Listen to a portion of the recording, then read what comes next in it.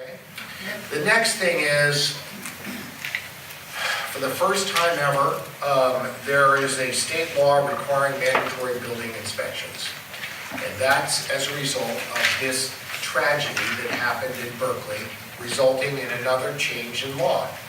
This is partially noted in your paper that you have before you. And this is what you are going to be required to do. By 2025, if you have one of these qualified rental properties, you have to get it inspected. And it can't be by that mic's been going off like maybe the end of the party or end of the show or end of my talk. One of the two or three.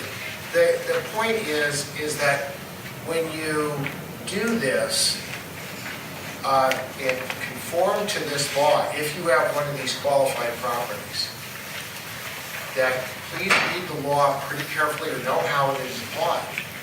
Because you will get a building code official who is a civil engineer, structural engineer, a contractor having at least 5 years of experience in multifamily construction.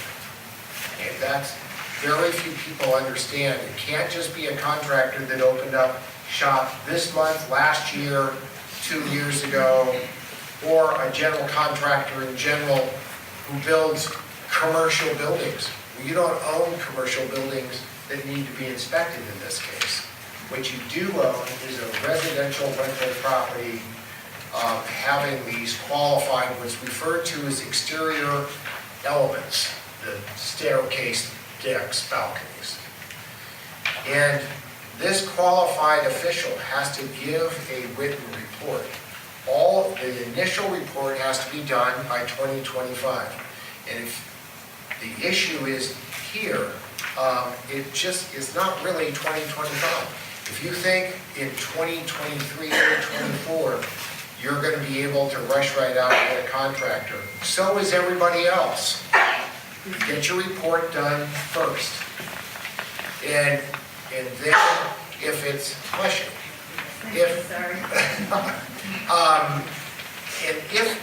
if they make a notation, there are 2 ways that they can do this. They can say repair it over time, which you have 4 months to do. From the time that report's written to the time you've got it completed.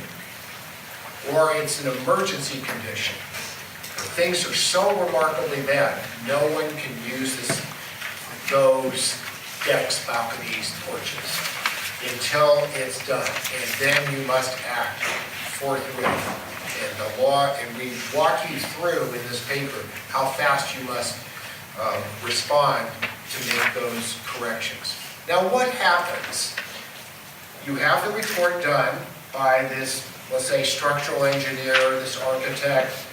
In other words, a private party. It cannot be a city building inspector that performs that. That was an important element here to make sure that the city didn't control your lives, that it was a private party having experience. And what happens after that? You have that report, and now I'm ready to sell my unit to you. What must I disclose?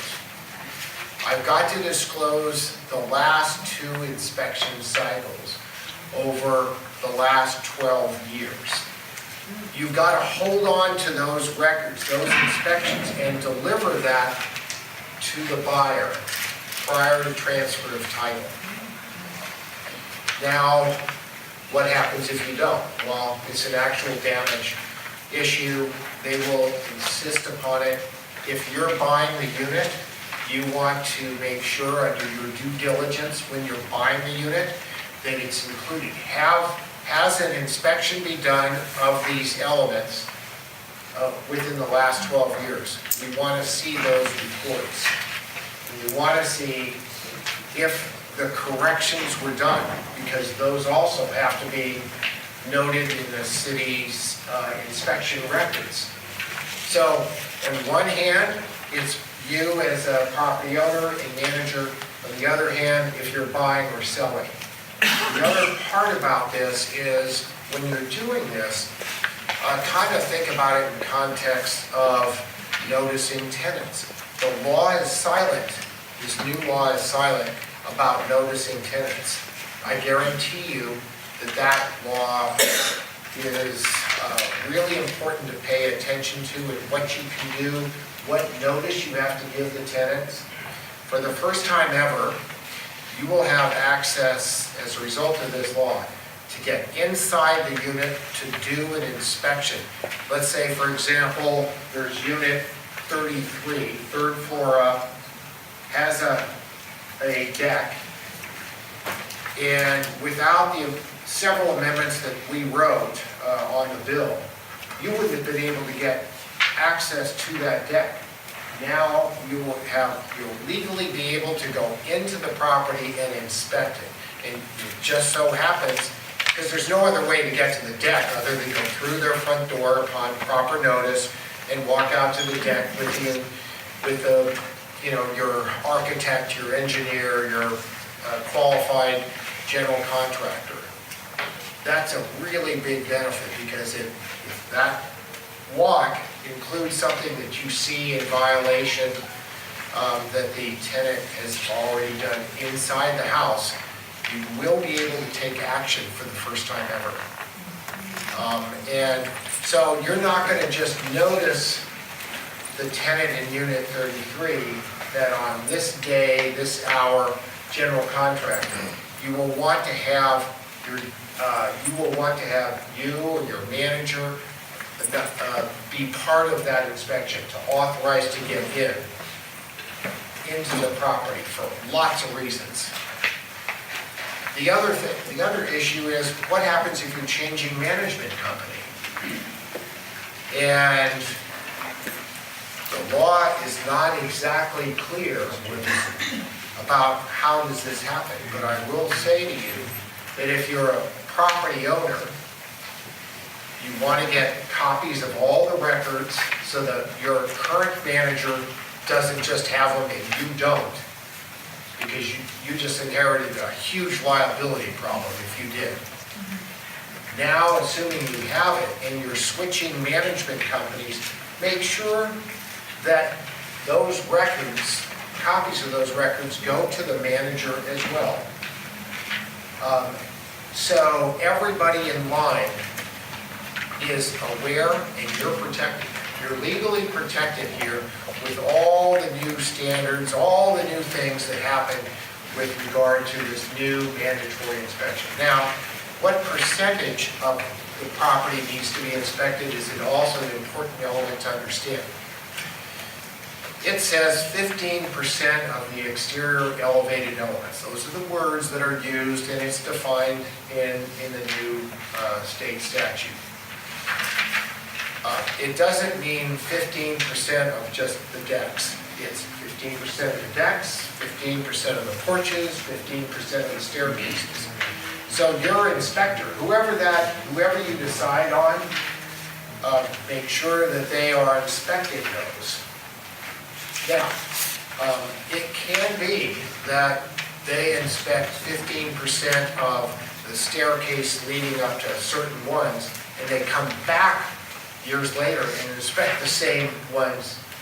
I wouldn't advise that. Usually you want to make sure that whoever it is, let's just pick on a general contractor, qualified general contractor in a minute, that they select 15% in part of your property and 15% in another part of the property next time they return. So it can be you wait to 2023, not too long away from now, right? A couple years later, they can come back and conduct the inspection on other parts of your property. So I'm spending a lot of time here on this because, number one, this is a major precedent in terms of state law requiring an inspection of existing residential rental property with specifics. Right now, the law is pretty thorough in terms of inspections. When it's noticed, there's actual or constructive notice. about some other problem with regard to the property, but not specifically to a building component or a building component. Now that changes, and it will forever change. This is the beginning of what I think is going to start happening with regard to standardizing building inspections. What about homeowner associations? What happens if you have a rental unit in a homeowner association? The law is clear as mud. Clearly, if it's a condo association, they have control of it. You own the airspace, right? Unit, let's say we'll pick on 33 again. If you own that unit on unit 33, it has a deck. Is the association obligated to have the inspection done or are you as a unit owner? As of right now, I would argue that I would send a letter to the homeowner association, putting them on notice that there's this bill. The intent is to have inspections done. So the association's not obligated. You just want to make sure that this is done. What about your contracts? If you're renting to a new tenant or a subtenant, etc., a new contractual provision, a new paragraph, if you will, putting them on notice that periodic inspections are going to be done on the property as required by law. Make it as general as possible so you don't have to go back and give a new notice every time the law changes. And it's going to be an imperative that's done. It protects you. If you have existing long-term tenants, you can give them what we popularly refer to as an 827 notice, change in terms of tenancy. Give them a new paragraph, just like we just talked about. So you're protected there. And if you're going to do that, then the inspections need to be followed up by, it may be necessary to make corrections, repairs, etc. You're obligated to do that. So there are two elements to change in your contract with regard to the implementation of what we refer to as SB 721, the bill that brought all this about. Will there be more law? Absolutely. We're going to come back next year, 2019, and address what homeowner associations need to be doing with regard to inspections and corrections of this area and body of law.